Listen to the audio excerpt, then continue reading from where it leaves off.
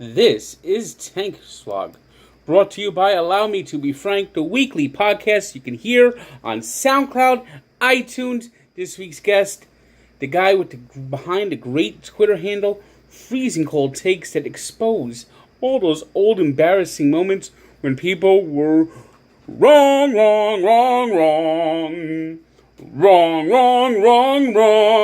like the New York Yankees, who were wrong for hiring Aaron Boone the buffoon. There's going to be one picture that's going to describe the second half of the Yankee season. It's right now on the Sports Encyclopedia website. Check it out. Aaron Boone, a bubble blows up and literally sticks to his nose. Yep, Yankee fans, that's your manager. And I know Mickey Callaway. I know he sucks. I don't like Mickey Callaway one bit. I still loathe Mickey Callaway. I still think Mickey Callaway is Mickey Coat-Tight, Mickey Moron. But boy, Aaron Buffoon is not much better. He has taken a potentially great Yankee team, and just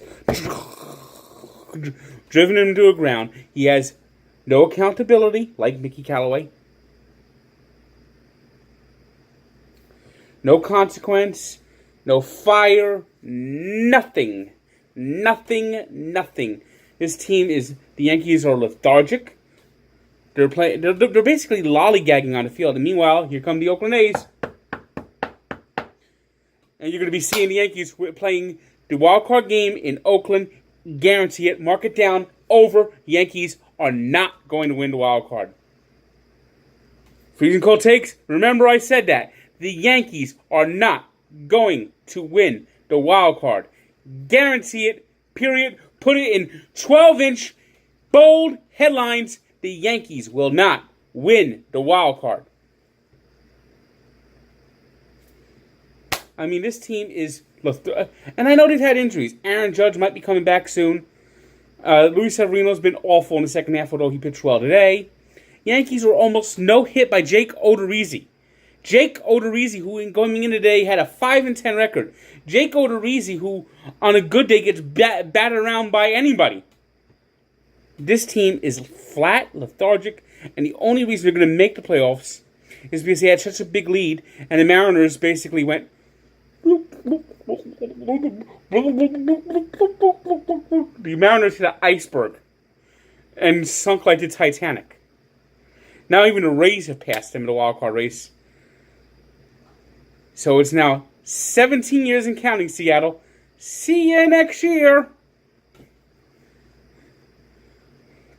But, 3-1 loss. Lackluster. Boring.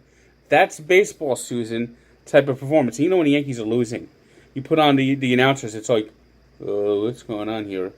We're so depressed. We don't even know how to talk. We're stunned. Juan, what's happening? Well, that's baseball, Susan. Juan, where's your home run rhymes? I haven't been able to do them. We are not hitting home runs. Juan, why is Gary Sanchez letting the ball roll to the backstop? Well, he figures that's the best way to get the ball, Susan. Juan, why can't the Yankees get a hit off Jake Odorizzi? Because the Yankees can't hit anymore, Susan. They're all trying to hit home runs.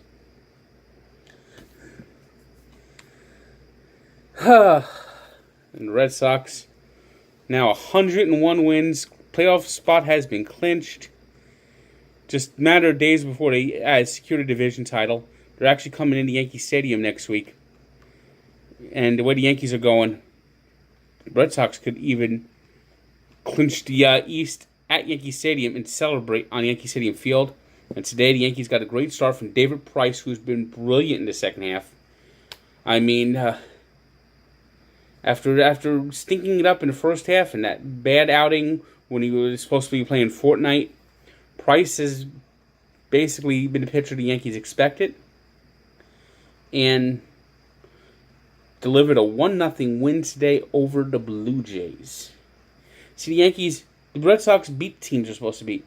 The Yankees stick around against the teams they're supposed to beat.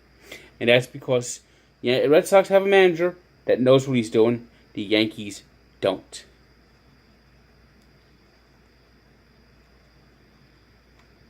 Today the Rays got a great start from Blake Snell, who just handcuffed the Indians.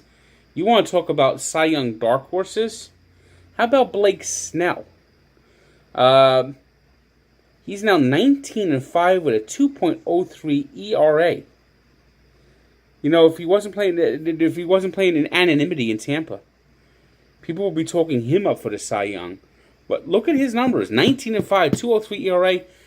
Chris Sale had the Cy Young in his grasp, but you know, missing the last month might hurt his chances. Don't sleep on Blake Snell, who beat the Indians today 3-1. It was the Astros 5-4 winners over the Tigers. So they stay ahead of the A's. They keep pace of the A's. By the way, the Astros now have the second best record in baseball. Don't you forget about them. No, no, no. Don't you forget about them. They were champions last year. And people think they've gone away, but the Astros are showing people they're here now and here to stay. Right, let's see. We got the Mets. We're supposed to play a doubleheader. And it's a meaningless game, so they're supposed to play a doubleheader against the Marlins. And then they had a 5.5-hour rain delay. Don't start till 9:45. They were playing before friends and family when the game finally started. And when the game finally started, Zach Wheeler was brilliant. 8 innings, just handcuffed the Marlins. After press conference, Callaway claimed that Wheeler was tired, so he didn't let him go out and finish the 9th. So I guess that explains that situation. But wow, you gotta love how Wheeler's pitched in the second half. You gotta be pumped about seeing Zach Wheeler go to forward 2019. He at one point had an ERA over 5. Now he's lowered his ERA by almost 2 full runs. He's 11-7, 3.23 ERA, which is in the top 10 in the National League. This is the Zach Wheeler fans have waited for, and we finally got to see it. The second game of the doubleheader has been pushed to Thursday, so the Mets, instead of playing a doubleheader on Wednesday, will now play a doubleheader on Thursday. Before going to Boston. Yeah, that's going to be fun. The Dodgers pounced on the Reds 8-1. So they keep pace with the Rockies, who just might have put the Diamondbacks out of their misery. DJ LeMahieu, 2-run homer, 9th inning, walk-off win, 5-4 win over the Diamondbacks. They now have a 4-game lead over Arizona, and they maintain their lead over the Dodgers. I mean, this is just the Rockies. The Rockies just are having some sort of magical season right now. They might actually win their first division title, and like I said, they might have to win that division title because the Brewers today beat the Cubs 5-1. So they're just looking strong for that wild card spot if they don't catch the Cubs. They're only a game out, but it's 2 in the loss column. They have the same amount of wins as the Cubs. And the Cardinals, who've had an unbelievable second half, but lost on Wednesday to the Pirates 4-3. So the Dodgers actually gained a game on the Cardinals in the race for that second wild card. Currently, the Cardinals lead the Dodgers by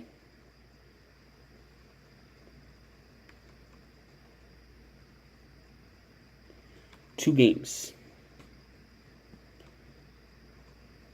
The Phillies, their fate continues. They got handcuffed on Wednesday by Steven Strasburg 5-1. It's over. It's over. It's over. As the Braves are on their way to the playoffs again. Incredibly young team. 2-1 win over the Giants as they're just completely pulling away. Mariners continue to sink. Lost to the Padres today 5-4. As mentioned before, the A's 10-0 win. Got a combined one hitter. As the Baltimore Orioles now have 104 losses. Youch. Youch. Youch. Just think what 100. They have to play above 500 baseball the rest of the way just to avoid 110 losses. And I'm talking well above 110. I mean, they have to win like 2/3 of their games to avoid 110 losses. So much for the theory. Every team wins 50, every team loses 50. White Sox beat the Royals 4-2. Royals are quickly approaching the century mark in losses as well. Angels beat the Rangers 8-1.